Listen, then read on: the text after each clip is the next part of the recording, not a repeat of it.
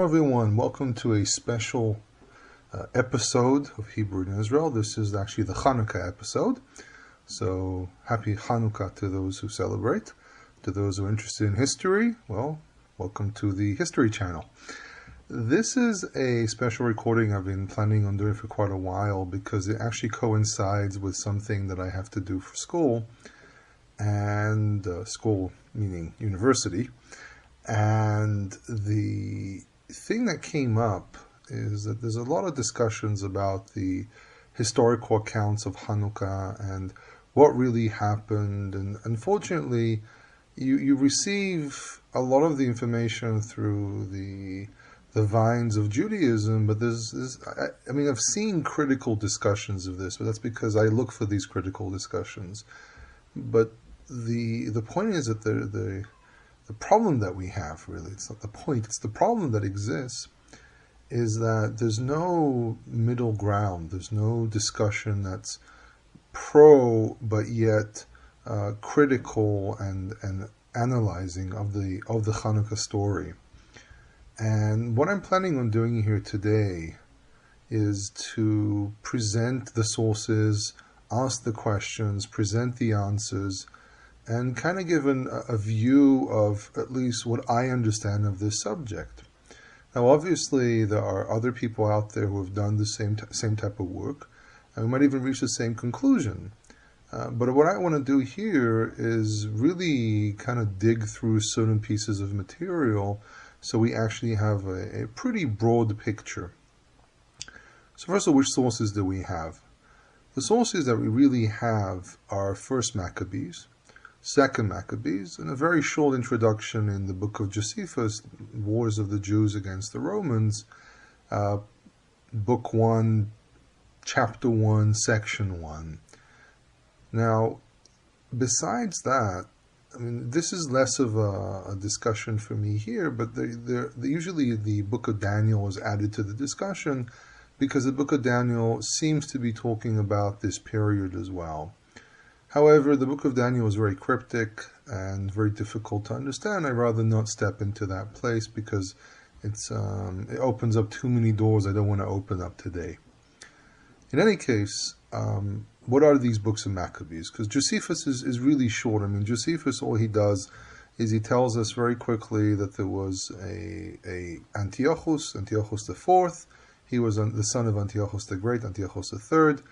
And he was the king of the Seleucian kingdom, which was massive when he inherited it, because it depends what time it was, because during the Syrian wars, Antiochus III lost to Rome and was actually removed from his position. He lost a lot of properties, but he still controlled what's called Greater Syria, which is basically the land which includes the land of Israel.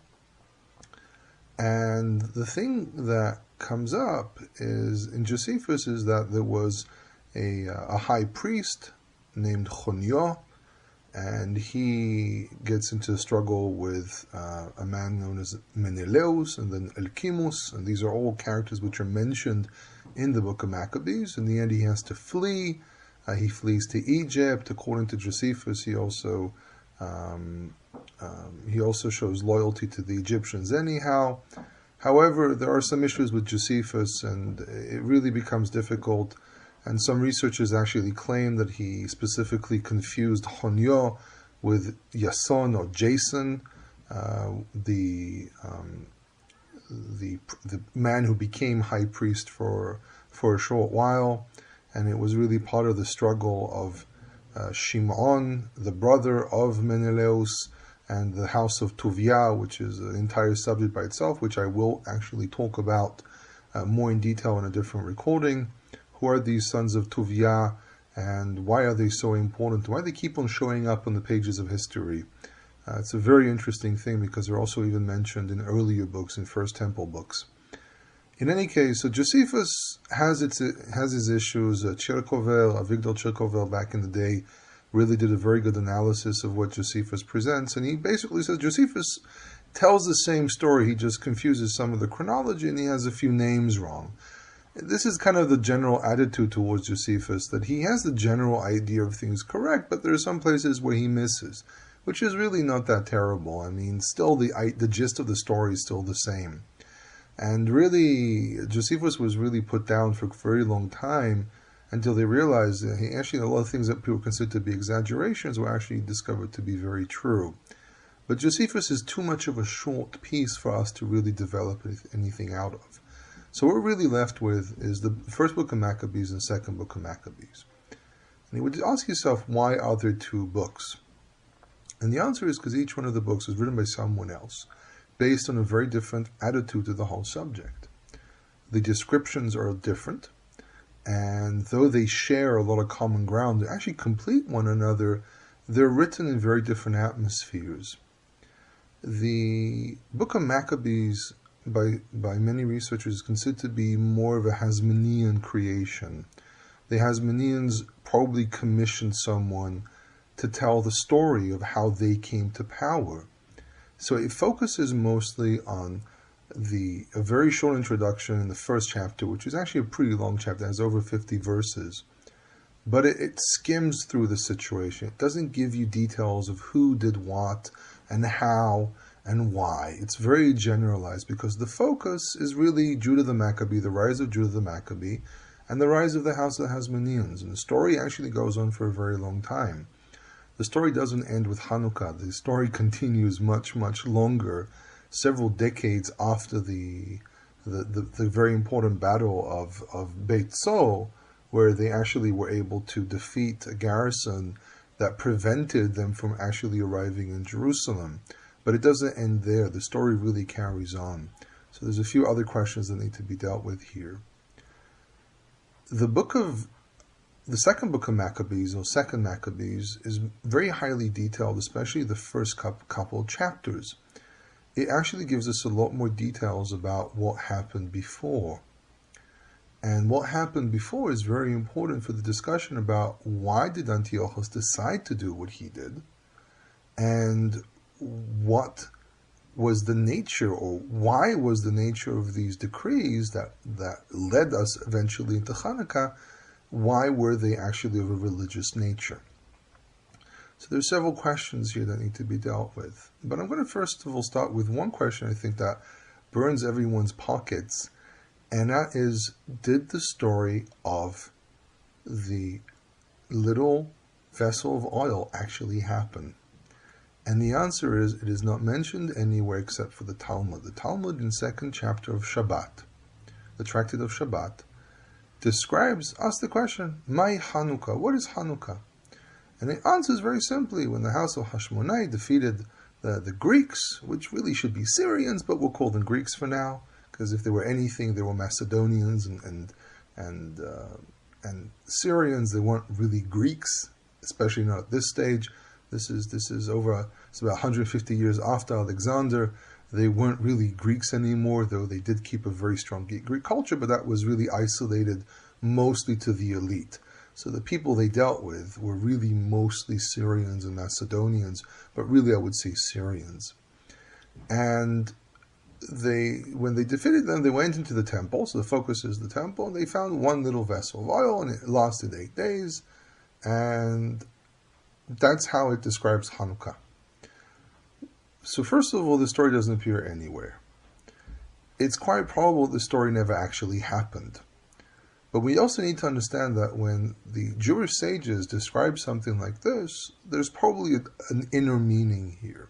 And it's really interesting that today, while I was actually trying to figure this whole subject out, a friend of mine, who happens to be from Chabad, gave me one of these little things they print out every week and give them out for people to read, so they have some kind of a Torah study for Shabbat. And there was specifically a discussion there from the Lubavitcher Rebbe. And those who know me know that I'm not a very big fan of Chabad, but at the end of the day, you find truths in different places, and I really don't resent Chabad as much, but they've been developed since 1993, developments which are very problematic. But in any case, he gives a very interesting breakdown of the symbolism of such a thing, and it really made me think maybe what they're really focusing on here is something symbol. It's a small clay vessel. You have to remember the Hasmoneans, by the time of probably Judah Aristobulus, Yehuda Aristobulus, took over the kingdom in a violent manner and actually attacked the Pharisees. And maybe there's really more of a hint here that the Hasmoneans should have learned something about being vessels of God in his temple, and that they should have focused on the oil and the small vessel and to bring light back to the world versus the darkness they created later on. So there's probably more of a metaphor here than an actual story, because there was a lot of resentment between the Hasmoneans and the Pharisees, which, by the way, were the greatest promoters of Hanukkah. And Josephus mentions Hanukkah as well, and he actually calls it Chag HaUrim, though I just actually heard from a friend of mine who studied this more, and he said that really the Greek word used there is really Chag HaHitgalut, the festivity of appearance or revelation, which is a very interesting thing, but I can't really expand on this because I haven't looked at it yet. So it's probably that story probably never really actually happened. Now, to really understand the story of Hanukkah, we need to look at the background of what was going on. So after Alexander the Great, the kingdom was divided up between several characters. One of them was Seleucus I, who, according to the agreement of Babylon for 323, he received Great Assyria, Babylon, and Persia. And there was the Duodukian Wars, which went on back and forth between people who wanted to keep the kingdom in one piece, but really wanted to control the entire kingdom by themselves, versus the people who tried to pull more into separate kingdoms, and eventually they won. And the Ptolemaic Egypt was created, and the Seleucian Babylon was created with Great Assyria, the Macedonian kingdom was created, and a few other small places here and there. But the main powers that are important for us here are the Seleucians and the Ptolemaians. We'll call them the Talmai. I'll just keep it short with that name. So we have Seleucus and Talmai. And a lot of kings in the Seleucian kingdom were either Seleucus or Antiochus, and in Egypt it was mostly Talmai, 1 to something like 7 or 8, I think it was, maybe even 9. And they had their own struggles between themselves and a lot of wars. And the thing was that from the agreement, there was an agreement in 301 between Seleucus I and Ptolemies I that Syria, well, really between all the different kings, Syria, or Great Assyria, will belong to Seleucus. However, Talmai really held these pieces of land to himself, and actually refused to accept to honor the agreement, and he did not give back the land. So the area of Great Assyria, also known as Kavile or Koile Suria, was under a massive dispute between this northern king and the southern king, a hint to Daniel. And basically, this area was under a lot of strain because they had the Egyptians pulling to their side and the Syrians pulling to their side. So this is really the premise of where the first book of Maccabees begins. It talks about in chapter 1, so we're going to focus mostly on chapter 1 here, verses 1 to 9, Alexander and the Duodicians. And then it skips many, many years forwards from verses 10 to 15. It talks about the rise of the Grekified Jews. Now, these Grekified Jews were probably mostly idealists, and they wanted to imitate the Greek culture, but they probably weren't really big experts at what it was. So really these Grekified Jews, I would say, resemble, without offending anyone, but resemble somewhat Reformed Jews of today. They want to be American, if we take that group, but they want to be modern and Western, but they still want to keep certain things. So they really tried, according to certain scholars, they really tried more to do reforms in the religion, weren't really interested in changing everything. But that's basically the background, a struggle between North and South over this region known as the Land of Israel, loyalties which developed inside these different groups. You had Jews who supported the Syrians. Most of them were the Grekified Jews with their supporters, because not everyone was Grekified. There were people who continued to be regular Jews and observed everything, but they politically identified themselves with the Grekified Jews for whatever reasons they had. And then you had other Jews who supported the Egyptians, and they had their supporters inside the Jewish people. So the problem really begins here with reconstructing the exact occurrences of what happened. So I'm going to start off with the first book of Maccabees, and then I'll talk about second book of Maccabees, and then some of the research that comes out of it. So as I said, first book of Maccabees, first chapter, which is really the most important part for us at the moment, from basically it mentions that there was a war, verses 16 to 28, mention that there was a war between Antiochus and Talmai. And this, by the way, these wars happened twice. There was one in 169, I think, and another one in 167. But they don't really give you a lot of details of exactly when each person did what. It kind of skips around to give you the overall idea.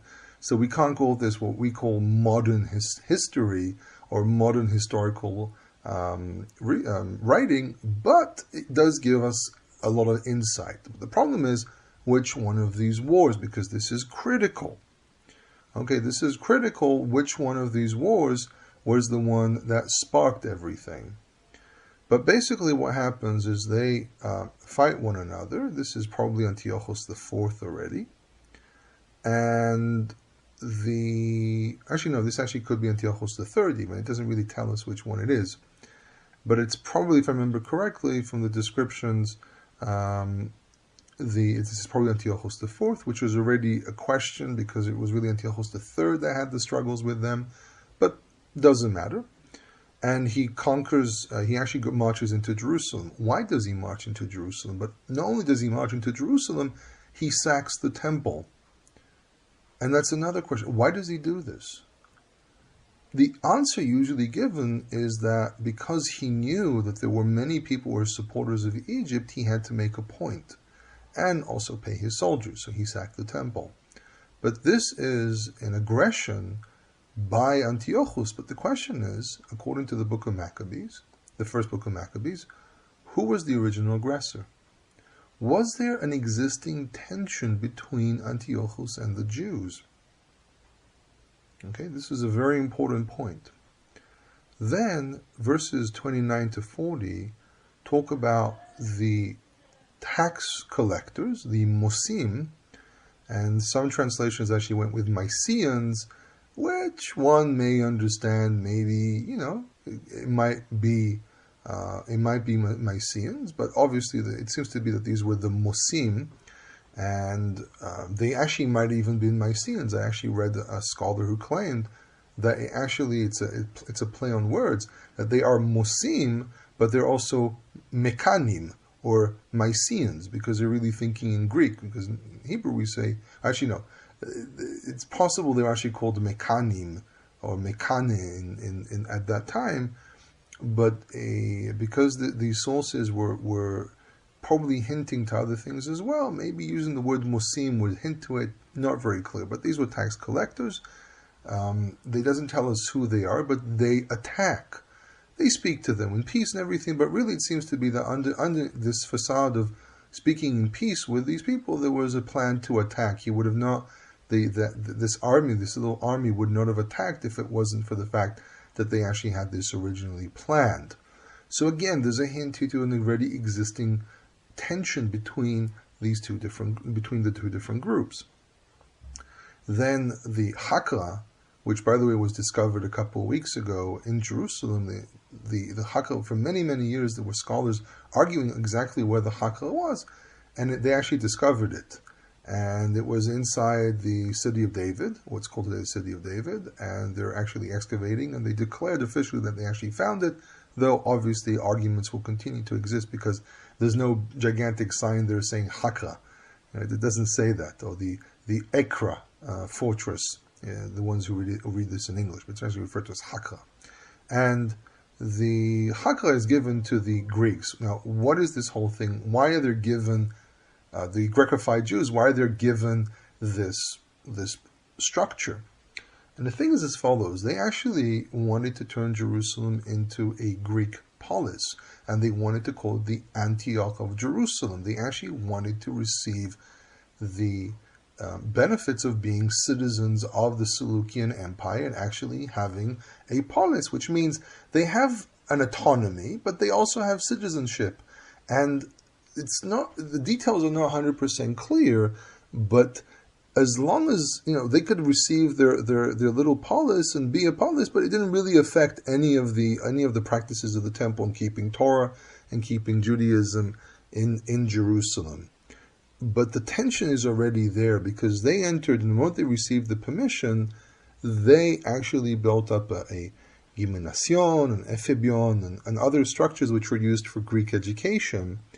And this already creates a tension because it undermines the Torah education of the period. The people actually, their culture and their studies and their philosophy, if we borrow Josephus' language, was to study Torah and not study exercising in Greek philosophy. Then the last section of chapter 1 in First Maccabees says that Antiochus forced everyone into this pagan religion. What is the nature of this religion is not very clear, but Antiochus III had already really seriously more promoted the idea of worshipping the king. This was something that took a very long time in the Seleucian Empire. In Egypt, very quickly it happened. But it took the Seleucians a very long time to go into this phase of forcing people to worship the king as well. And it had its own nature in every single place. It wasn't really of one nature. Each area had a different style to this omnification of the king. And many of the Jews are Hellenized, and they bring in a false worship into the temple. It was probably something that was some kind of a Zeus type of character, or if we take other scholars, Baal Shamin. If we say that these were actually Syrians, it was Baal Shamin that was one of the main gods of the Syrians. Baal Shamin is like the Baal of Shamayim, the Baal of the heavens. And the chapter ends with the people who are loyal to Torah run away from Judea, run away from the central area because Jerusalem becomes a center of Hellenism. Now, Second Maccabees is actually different. It's a lot more free. It allows itself to speak more freely. And it gives us a lot more backgrounds. It's not a book that's here to glorify the Hasmoneans and the Maccabees. And by the way, the word Maccabim, there's a big question of where that name actually comes from. Some people used to spell it with a kuf, and they said Maccabim is from the word makevet, which is a hammer. So Judah, the Maccabee, was really Judah the hammer, that he would hammer down on his enemies. But it's not really clear where this name comes from, and the name at one point that stuck was Hashmonaim. This actually, the Second Maccabees is a lot more free, so he allows himself to speak freely about the background of things. And he really starts from a completely different place. He says that Hananiah III was the high priest. This is chapter 3. So the focus is really chapter 3 all the way to chapter 6. And he is betrayed by a man called Shimon, who is the brother of either Yason or Menelaus.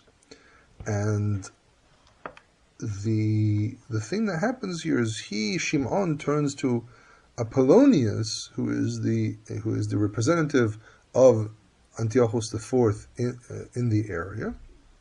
Sorry, Antiochus III in the area, and he wants to get rid of Hananiah to bring in himself as the high priest, or maybe his brother. At this story, what's interesting about this story specifically is that the Book of Maccabees focuses a lot about the truth of the Torah, focuses a lot about the victory of the Torah, the strength of the God of Israel. So he actually doesn't have a problem to mix in stories of miracles. So he actually says that at this time, Helidorius wanted to rob the temple, and there was a whole miracle there, and he actually dies in the temple by an angel attacking him.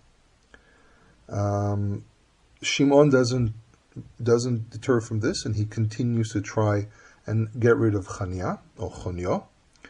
And then just after this is already in chapter 4, Antiochus IV rises to power after his father dies, and Yason or Jason turns around to him with a bribe to try to create an Antioch in Jerusalem.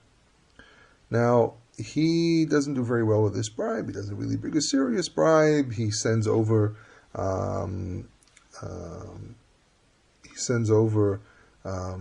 several bribes, and Shimon kind of gets in the way and lies about the bribes, and then Menelaus usurps the bribes. So I think Shimon was the brother of Menelaus. He usurps the bribes and claims that Yason really didn't send anything, and Yason actually gets pushed out. Now, if we go back to Josephus, this Yason or Jason has to flee to Egypt. So this is the claim Chilkovel had about the mistake in Josephus regarding who was really the one who had to flee to Egypt, because Chania was really murdered prior to the whole ordeal. Menelaus basically steals from the temple, and he sends it as a bribe, and he actually sends it to a man called Andrionikos. A lot of very difficult names these Greeks have, and Chania is actually murdered. And then the Antiochus sends a man called Lysimachos to steal from the temple. And he goes into Jerusalem and he murders. So it's very similar to the sacking of Jerusalem after Ptolemy's battle, the battle between Ptolemy's and Antiochus. But here, it's not after that battle, it is actually probably even before this battle, which means it gives a slightly different order of events, which gives us a background that there was already a tension that Antiochus incited. Now, Shimon was involved in trying to convince them to steal from the temple, so there's already a hint here that the Grecophile Jews were heavily involved in this entire story, and they actually strongly promoted this behavior, but they didn't necessarily promote everything. So it actually blames here acts by the Seleucians and not really by Shimon. Shimon promotes it, but he's a small cog here. He doesn't really do much. So the temple is sacked by Lysimachos, and Menelaus turns to Ptolemy. So Menelaus realizes that what's going on here is not to his needs, so he turns around to Ptolemy's. Then, in chapter 5, Antiochus and Ptolemy's battle one another. Menelaus basically changes his loyalty. He turns around to the Egyptians, and he says, I'm with you now because they sacked my temple. They're not doing what they promised. So he turns around, and this brings Ptolemy's and Antiochus against one another. This is where they actually start fighting. Now, there's again another story of miracles. They see chariots in the sky for several days, and the thing is that Yason at this point tries to return to Jerusalem. So now it's a struggle between Yason and Menelaus over Jerusalem, but they're both showing loyalty to the Egyptians, which obviously would anger the Seleucians.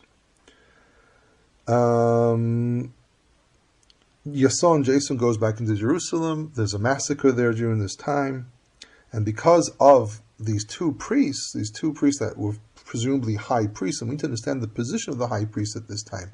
He was the leader of the people. He was basically commander-in-chief of everything, not only of the temple, but of all the Jews in the world. And this position developed throughout the Persian era. This is another subject by itself. But basically, the house of David fade away for some reason. And it's probably connected to the fact that many kings were also high priests. So the recognition of the high priest as also the leader of the nation was natural to a lot of the nations around the Jews because of the fact that kings were also high priests. Not all kings, but many of them were. Now, at this point, because of this lack of loyalty with these two Kohanim, with these two priests, the Antiochus actually attacks Jerusalem. And he attacks Judah, basically attacks Jerusalem, and he actually sacks the temple.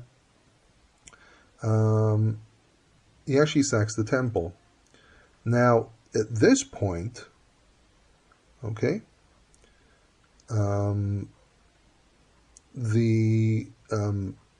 the Seleucians, after a while, now they're controlling Judea, they send over tax collectors. Again, it mentions tax collectors, but this time it says that the man who led them was Apollonius.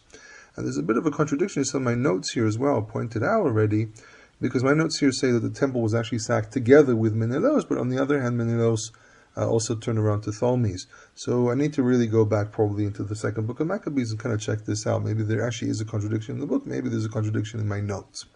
But it's not really the point. The point is that the people who were presumably the high priests were actually allowing things to be done to the temple, to the heart of the Jewish people.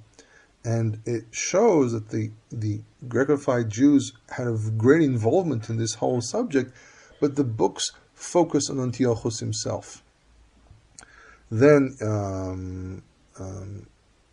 they have the tax collectors who attack the people with Apollonius, and then the end of the story that builds up towards the wars with the Hasmoneans was some old Greek philosopher shows up in Judea and starts preaching. He starts preaching Hellenism, and a lot of Jews go for it. And then the story, the introduction of the other members of the family and the wars themselves, and we actually have several very important battles: the Battle of Emmaus, the Battle of Beit Sol. They actually, after the Battle of Beit Sol, they actually conquer Jerusalem. They conquer the temple. They don't conquer the Chakra. The Chakra takes a while. They have to bring down the Chakra. And at this point, a group of people known as the Hasidim show up. Now, these are not Hasidim as we know today with black hats and Hasidic Jews. This is the Hasidim, which were probably the forerunners of the Pharisees. And they joined forces with the Hasmoneans. They joined forces with Judah the Maccabee, and they actually composed his army. These were the Jews who objected to the Hellenization of Judea. They're the Jews who had to flee away from Jerusalem, and they were the men who represented the strict loyalty to the Torah. And they joined Judah as long as the decrees were were actually being used, the anti-Torah decrees. And they actually left Judah at one point, which left him, because the moment Antiochus agreed to let go of these decrees and to allow Jews to live by the laws of the Torah, he actually let go of these decrees, and they said, okay, now we can go back to living with Torah. They didn't really mind being under the control of someone. They just basically wanted to just be able to live Torah in peace. So this actually left Judah with a very, very small army. So the first battle that we have is the Battle of Ma'ale Levona. It's an area just north of Jerusalem. And this was led by Apollonius, which is the tax collector, and Judah actually wins. Then there's the Battle of Beit Horon, which is led by the military leader, the Syrian military leader called the Selon, and they lose the battle as well. Then there's the famous Battle of Emmaus, where Judah uses a tactic of making it look as if they fled, and then they encircle and go back and attack them from the back. Judah wins. Then there's the Battle of Beit Sol against Lysias, and they actually are able to conquer Jerusalem. But then the other four battles that happen are not really that great. So first of all, after the Battle of Emmaus, Battle of Beit Sol, Judah starts expanding to other areas to attack other enemies of the Jews. They win a few battles here and there. Then there's the Battle of Beit Zechariah, again against Lysias. This is the famous story where Elazar stabs an elephant in its belly and he dies with the elephant crashing on him. The Syrians actually win this one. Then there's the Battle of Hadesha or Haresha. This actually happens, the battle was won on the 13th day of Adar, just before Purim. It's led by a man called Nicanor. He actually is killed, and that day becomes the day of Nicanor. The Jews win, but then there's the last battle of El Asa, and this is actually against a man called Bakchides or Bacchus, and this is actually the battle where Judah dies, and he loses the battle. he loses the battle and dies with a very small army. But it's not the end of it, because his brothers step up. His brothers step up, and they actually take the reins, and they control for a while. So then Yehonatan takes position, and then I think it's Yochanan, and then the last one is Shimon, and Shimon is actually the man who receives the mandate from his brothers, from the Jews, to actually be the high priest until a prophet will stand up. And this is actually a very pivotal point that they say this, that they actually said, they admitted at that point that there really aren't any prophets anymore. There aren't really real prophets like of old. So this is a very interesting thing, because it kind of gives us insight to before Pharisaic thinking, and actually probably separate than Pharisaic thinking, that a lot of people admitted that there wasn't any actual prophecy anymore. Now, so as you can see, there are differences, because the second book of Maccabees gives us a detailed account of what happened before. So we're left basically here with two questions. What was the reason for the rebellion? And what was the reason for the anti-religious decrees? And this actually it goes into a lot of different opinions. Two main people that were in the field that for many years and are the core discussion are a man called Bickerman and a man called Chilkovel. Bickerman claimed that the real reason that the decrees were created was basically a will by the Grecophile Jews to get rid of Judaism, and that they were the ones who actually pushed the whole idea. And he actually makes this argument based on a few points. He says the following: Antiochus was educated on the knees, as we say, on the knees of the pluralistic thinking of Hellenism. Therefore, there is no possibility that he would have created such anti-religious decrees. Therefore, it seems to be that the people who pushed the idea of creating such anti-religious decrees were the Grecophile Jews who wanted to create reforms in Judaism or reforms in Torah keeping to break down the barriers between them and the other nations. A well-known thing is that Jews were always criticized for a very, very long time. And today it's less, but it used to be for a very, very long time. Part of classic anti-Semitism was built on the fact that Jews refused to sit down with non-Jews and eat with them, and go to their temples and associate with them in certain places. So they wanted to break down these walls. Now, Chilkovel basically says, listen, this doesn't make any sense. Why? He says, first of all, both sources, actually all three sources, but both sources, the main two sources that we have to this subject, both blame Antiochus. In both places, we find that Antiochus is to blame. Then he tackles a few other things that he says. For example, the turning of the Jerusalem into a Greek city. That didn't bother anyone. They were still allowed to keep Torah because it was an autonomy. And then he raises a question about the Grecophile Jews. He says it doesn't seem to be that they were really experts in this religion. They weren't really experts in this Greek world. They were sympathetic towards it. They admired it. They really liked it. They might have taken Greek names and so on, but they weren't really people who understood really what they were dealing with. So basically were amateurs. They didn't really understand because they probably didn't have that much access to Greek books. They didn't really have access to the knowledge. They probably barely spoke Greek. So it means that they were sympathizers, but they weren't really experts in this. So he actually, based on these points, says, listen, it doesn't make any sense that the Grecophile Jews were the ones, the Hellenistic Jews were the ones that did this. It was probably Antiochus himself. And he says this is really dependent on understanding the sequence of what happened. Now, there are a few other opinions. For example, some people said that Polybius, who was a Roman historian, he actually wrote two books, actually several books, but two main books that he wrote is the lives of different people who lived in the Greek and Roman empires.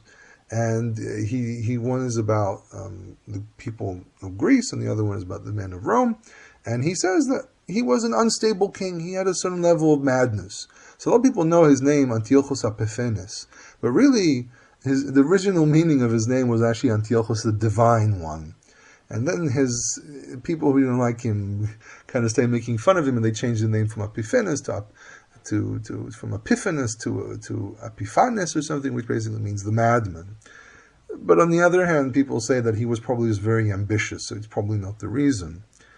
Other people say that he was very enthusiastic about Hellenism, and Jews were the antithesis of this, and therefore it was just natural for him to go on this path. But then there's a problem with the fact that Hellenism was really more of a political tool than anything else, and we also know that the Seleucians didn't really enforce this on anyone. So it's not really clear if that would be the reason. Then there's the whole question of unification, of turning oneself into a god. I actually might have said that word earlier, so I apologize. But basically, him wanting to be a god again.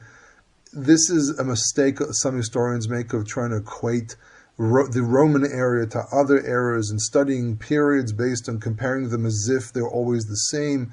This is a well-known mistake that's made over and over again. Same thing with the Bible. People try to study the Bible as if it's something that belongs to their time, and it's obviously wrong. It doesn't work like that. If you want to know what the Bible says, you need to think like someone who lived in the biblical times. So, and then there's an interesting argument that says that politics, it was a political issue. The Judea was a threat, and this is why he wanted to break them. And actually, some scholars say this actually holds a lot of the truth to it. But Chekhov really makes an interesting point. He says it's really the truth is between all these different opinions, and basically says that there was probably a tension in Judea itself regarding politics, that who showed loyalty to whom, to Syria or to Egypt. And this civil war had already brought tension and actually a struggle with the Syrians, and the Syrians basically saw this as a threat, and they decided to act upon it. So in the beginning, they just used violence. They went in. There were tax collectors. They stole. They physically brutalized people, they murdered, and it was basically putting down any rebellion like they would do anywhere else. The people were very resentful of the Syrians prior to this point of the decrees. And the understanding is around the year 169, 168, because it's still difficult to say exactly what year it was because they were using a lunar calendar as well, and they were using slightly different dates. It wasn't based on the Roman January, so it can be anywhere the middle to the beginning of one year, beginning of the other year. But somewhere along the lines, they basically went in, and he had his war with Ptolemies, and he went through Jerusalem, but we don't hear of any decrees, but there was already an existing tension there. If we take any one of the reconstructions in Maccabees or in any one of the book of Maccabees, that the decrees themselves happen after the sacking of Jerusalem, or after the attack on Jerusalem. Both First Maccabees verses 16 to 28, or Second Maccabees chapter 5, 11 to 20, both of these attacks happen before the decrees, before the anti-religious decrees. And therefore, the tension had already existed. And because the tension had already existed, then the rebellion has nothing to do with the decrees. The rebellion had to do with the political struggle inside Judea itself, which had implications about the bigger world because of the competition between the Syrians and the Egyptians who will control this region. So the tension had already existed. Now, a very important thing as well, we need to understand that Jerusalem was turning into a polis. But the other thing that happens is if you have a polis, what they would sometimes do in these types of cities, they would put a garrison of soldiers that many of them would have received citizenship.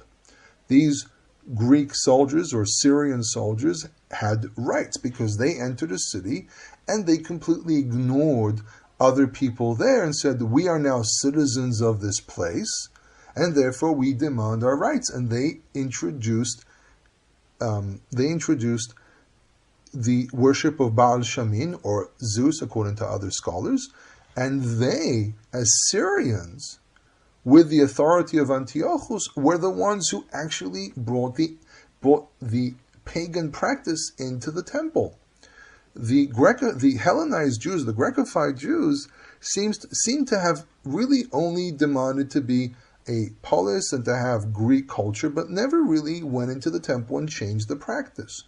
But there's one temple in this city, it's the major temple. These are Syrian soldiers who have rights as citizens, and they march in and say, no, we want to put a statue of our deity in the temple. Before that, you don't hear anything like it. Everyone's living side by side. I resent, a Torah-observant Jew would say, I resent you for your behavior, but I'm willing to live next to you. The Assyrians show up, things change. And something happens between 168 to 167. And the year 167 is where we start hearing about these decrees. So the question that comes up is, why do these decrees take a religious structure?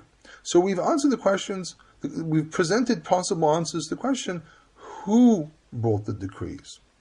And Shilkov makes a very compelling argument that based on the reconstruction from the two books of Maccabees, that Antiochus, or the Syrians, if we can blame Antiochus because he gave them the permission, but at the end of the day, these were the Syrian garrison who were in Jerusalem, but it did not necessarily come from the Jews.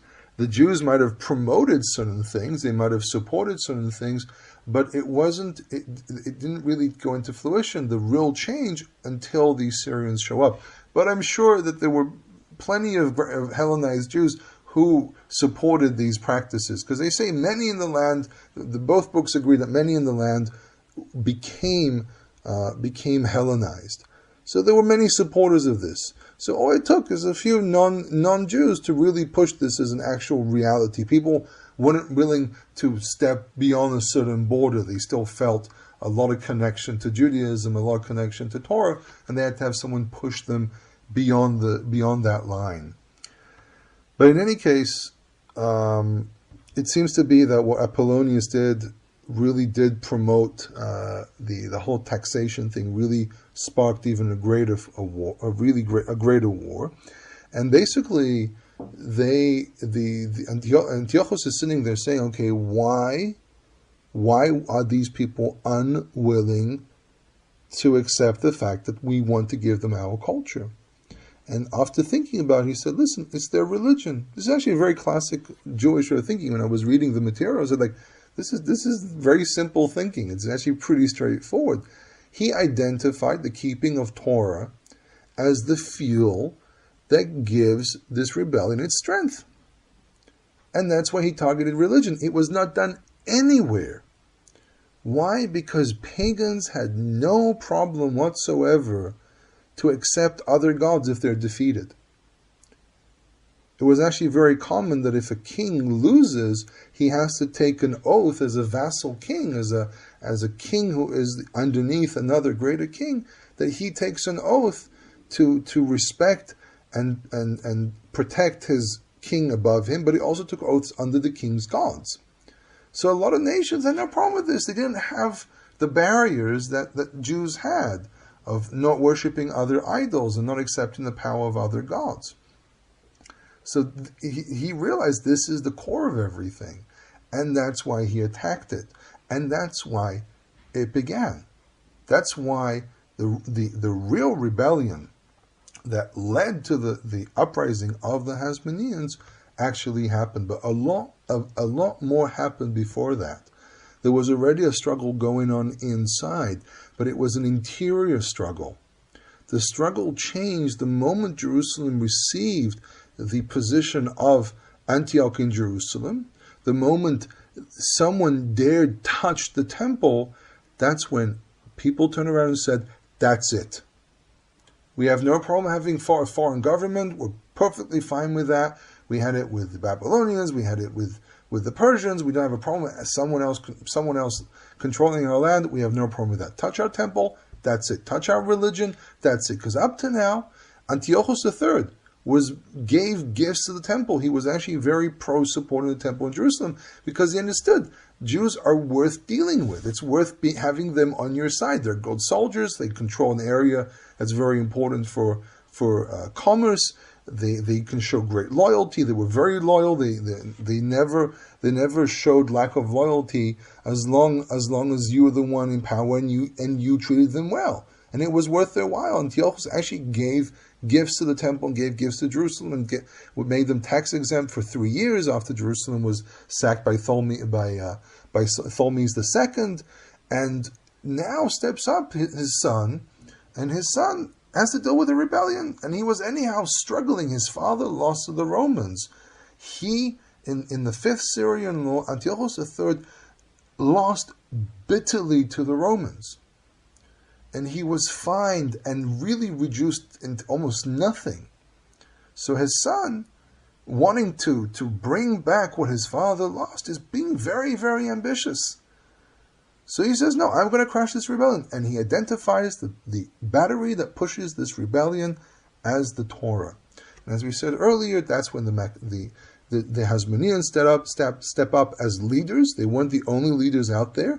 There were actually probably several factions that were dealing with this, but they joined all together under the banner of Judah the Maccabee, and they attacked them. And one of the questions that comes up is they say, was this really a battle between a small group versus a larger group? And my answer is most definitely yes, because if you take the size of the Seleucian kingdom and you look at the numbers of soldiers they had to keep and the wars they had to deal with others, they were dealing with other empires. And this tiny little country that's always been, they even almost brought down the Romans to their knees. Okay, this little country composed of several 100,000 people is able to withstand attacks by a lot of other nations. This is most definitely a story of a smaller group defeating a larger group. I've seen scholars who say, it wasn't really like that. It was like that. Okay, when you take the idea of how big the Seleucian were, and the fact that Ptolemies didn't really step in to help. He said, oh yeah, I'll help you out. He didn't really do anything. It was really, truthfully, a war between a smaller group and a larger group. But it never ended just with what we celebrate in Hanukkah. This battle continued for several decades. And the Hasmoneans, the moment the Seleucians gave up on the idea of controlling the temple and controlling the religion, that's when the army dispersed, and the Hasmoneans started having delusions of grandeur, and they wanted to control everything. And they started attacking outside the scope of the original war. And at one point, they basically decided to be kings and high priests, and that's where the tension began. So wrapping this all the way back into the story in the Talmud, the hint there in the story is the Hasmoneans should have been humble. And they received respect for what they did, for standing for their people and protecting their people and protecting the Torah and protecting the temple. But they weren't humble. They had the ability, the potential to promote something wonderful, but their descendants took it the wrong place and destroyed everything they did. And this is why many of them were murdered by Herod. Many would interpret that as being a punishment for what they did later on. And Judah really tried to spread out more, and his brothers tried to do that as well. It stopped being about the temple. It stopped being about the Torah. It became about them becoming kings. And that's why that story of the little clay pot with a little bit of oil in it, it was something small. It had great potential. It did burn for 8 days. But that wasn't the point. The point was that they had the ability to continue something great, something that had the seal of the high priest before they came into power. It says that it was sealed with the seal of the high priest, which would have been the seal of Chonyo or Chanya. Depends how you want to read his name. It's like Yirmiyahu and Yirmiyah. It's the same name, just different versions with the different ending. If you say Yahu at the end or just U. But the point is that there's a criticism in the story, and the second book of Maccabees understood this. This is where he gives more background. First book of Maccabees wants to glorify the Hasmoneans, wants to glorify Judah. But someone who was outside of this story, and some scholars, by the way, claim it was actually Jason of Kearney or something like that. He was a Greek writer, and he probably was the source for Second Maccabees, and Second Maccabees is really a redacted version of a much bigger book.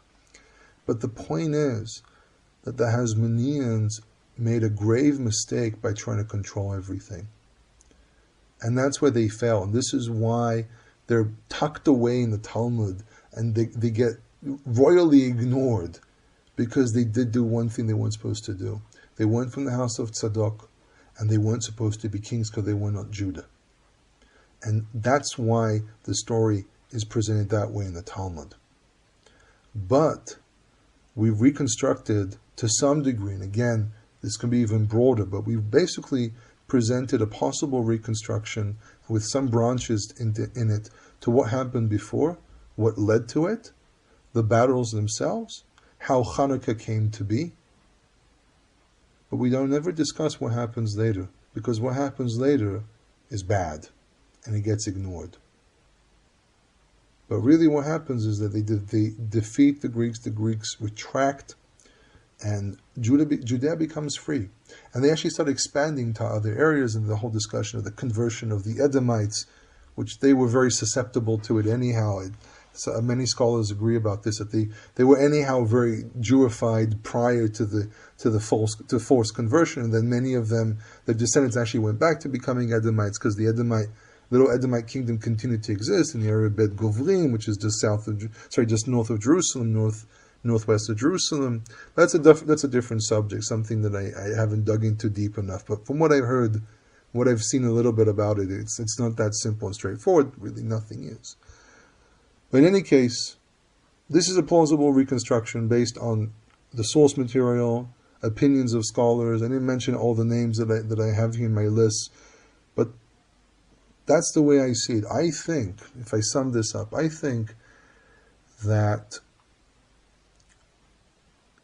the combination of Hellenized Jews and the existence of a rebellion, together with a king who is in a frenzy to become great as his father, who's super ambitious, I think a combination like this is toxic. And that's why Hanukkah happened. Because several powers were trying to control. And they were trying to control something that wasn't their right to control. And Hanukkah represents the idea not of necessarily freedom, but of justice. Were they really free? No. But was justice served? Yes. You don't mess with the temple. You don't mess with the Torah. And you most definitely don't mess with God's chosen people. And that's really the message. It's not an issue of freedom, because it wasn't a question of freedom. They had no problem being under someone else's control. What they wanted was the justice, the right to be able to practice Torah without people trying to control them. It is somewhat of a freedom, but it's not freedom in the sense of to be free in your own land. They weren't bothered paying taxes. They knew that being under a greater kingdom, they were actually more protected from other predators. And believe me, there were plenty of predators at the time. It's not freedom. It's justice. It's what's right. And that's what really Hanukkah stands for. Because they never really became free. Not at any stage. And they knew it. And I think the people who promoted Hanukkah knew this as well. They knew they won't be free. The reality of the world wasn't like that. All they wanted was the freedom, I'm going to use the word freedom anyhow, but the freedom to keep Torah without people intervening in it. Today people present it as freedom and also misappropriated, and also even using it in certain places, which I think is even grotesque. But at the end of the day, Hanukkah represents the keeping of Torah and standing for the keeping of Torah. It's not a secular concept. It is a purely Torah, religious, if I can use that term, concept, and nothing else. Standing for keeping Torah.